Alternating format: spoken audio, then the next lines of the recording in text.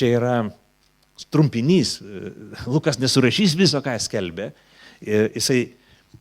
Jisai skelbė visą tai, kas yra Evangelijos žinia. Jie skelbdavo visą tai, kas yra Evangelijos žinia. Ne tik tai Jėzus. Ne, jie skelbė tai, ką sako Senas testamentas ir Naujas testamentas. Jie skelbė, prisiminkim, jie buvo pagonys. Jie neturėjo Seno testamento pažinimo. Kažkurie iš jų buvo galbūt iš žydiškos aplinkos. Kai kurie buvo visiškai pagonys, jie neturėjo susigaudimo, ką Dievo žodis, ką šventas raštas kalba apie Dievą ir apie žmogų.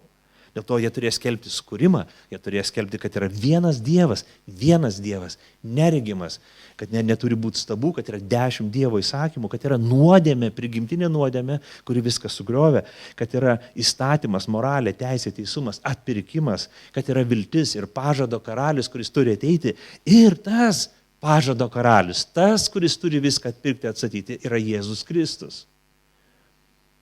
Kai sakoma, skelbia Jėzų, jie skelbia tą atsakymą, galutinį atsakymą per Jėzų Kristų. Ne tik tai vieną žinią, ne tik tai vieną žodį, ne tik vieną punktą Evangelijos. Visą sudėtingą Evangelijos mokymą. Jie skelbia Jėzų.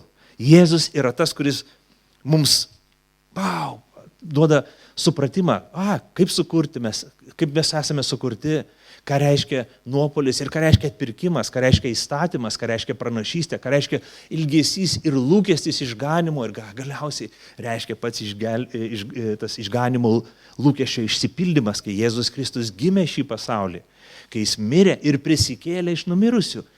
Jėzus Kristus viską paaiškina. Taigi nėra tik tai žinia vienas punktelis iš sudėtingos sistematinės teologijos. Jie skelbia visą krikščionybės mokymą. Jėzus Kristus yra atsakymas, Jėzus Kristus yra esminė žinia.